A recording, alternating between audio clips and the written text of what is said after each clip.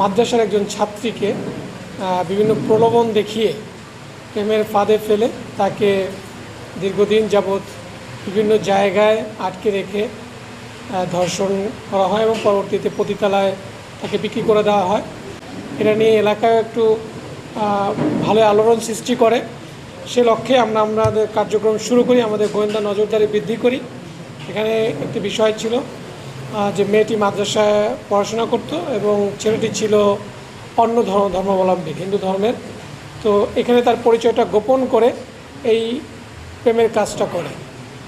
মূলত এরা দুইজনই সোশ্যাল মিডিয়াতে একটা অ্যাপ ভিত্তিক একটা সোশ্যাল মিডিয়ার মাধ্যমে তারা কাজ করত, যেখানে তারা ব্যবসায়িক কোনো কাজের সাথে রিলেটেড ছিল। সেখানে